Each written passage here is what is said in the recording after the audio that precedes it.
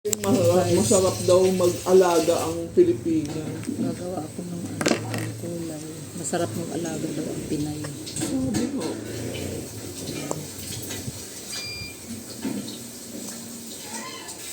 Hair color, roots, regrowths. So, ayan.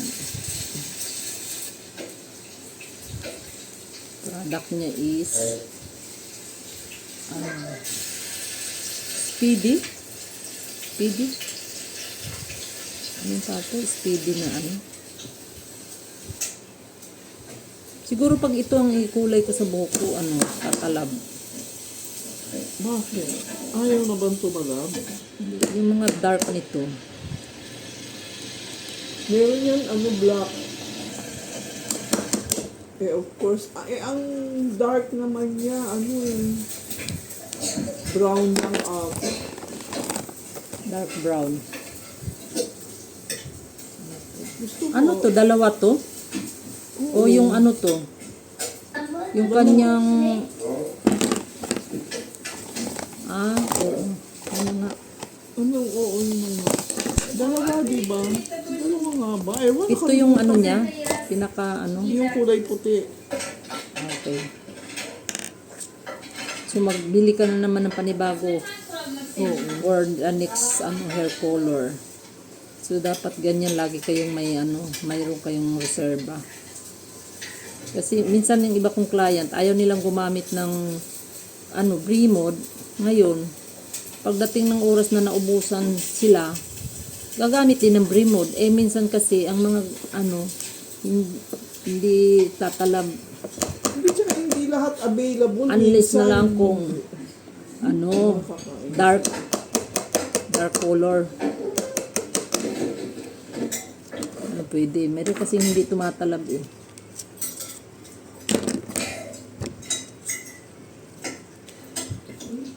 Try natin yung supply mo. Hindi natin. Alam mo, ito ba yung supply na inano mo sa akin? Binigyan kita ng ganyan. Oo.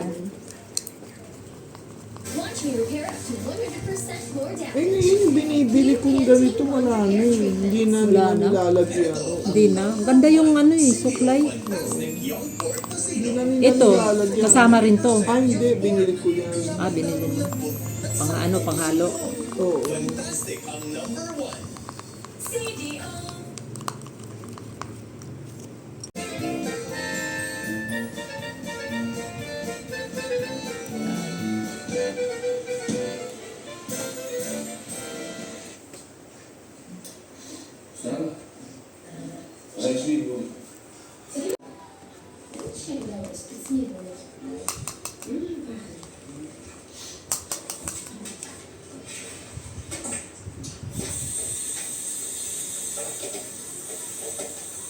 Ang sarap lang ng place na katulad mo, yung may farm kayo, no?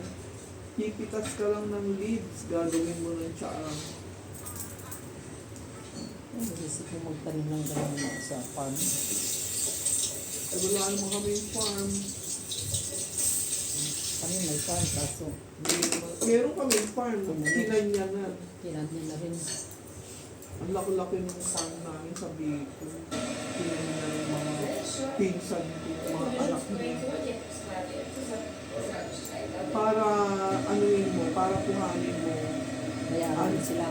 Hindi lang yun, hindi sila aalis, yung mga pantaga nila, tatagain ka nila. Bakit ka pa makikipag-away kung gusto niya inyong na lang? Tama. Ganun din yung nantaan sa sitwasyon namin na pagkakataon. Hindi lang. Kasi darating din naman ang panahon. Kunwari, kasi malapit yun sa Mount Mayon. O kung yung Mount Mayon nag-erupt, matabunan pa sila. Hindi ba? Masama yung Hindi ko naman sinasabing matatabunan. Kung hindi, kasi sila ang masama, di ba? Inaangkin nila yung hindi kanila. shout out dyan sa nang-aangkin ng lupa na may lupa.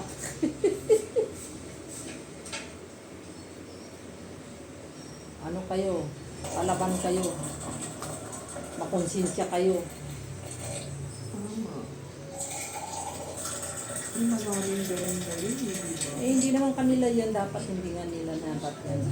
Pero sa ngalan nga ng ano na sabihin na mayroon siyang lupain.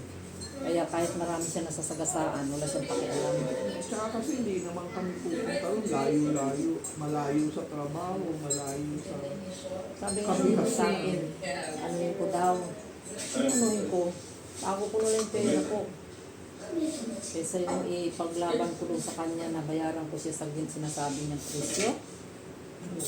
Magkano to ito na? Noon una, sinabihan niya kami na 150,000. Bayaran namin siya. Eh ngayon, Eh baka hindi lang 150,000 dahil sasabihin niya, pinaano niya, ganito ganun.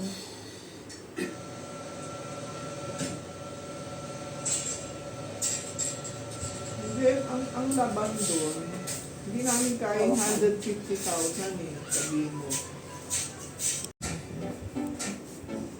Ang aking gawa, ayan, maraming salamat. Maraming salamat sa pabaon at sa ano. So wala. Ayan. Payong natin, Ling. Yung payong mo, Nandun na, dala daw na niya. okay. Alam ko na, kaya tumunog itong... Ayan, punta kami ng client namin. Ayan yung aking July. Sama ng tingin. Julaling! Nadala na yan ng ano, yung tawag sa'yo ganyan, Ling.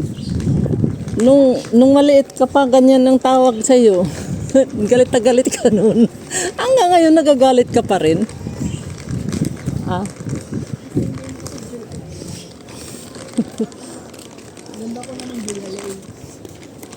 Ayan. Ayan na. Ayan na nga. Dumating na nga kami sa punto na mag-uumpisa na kami. Kailangan ko, gusto ko yung comic na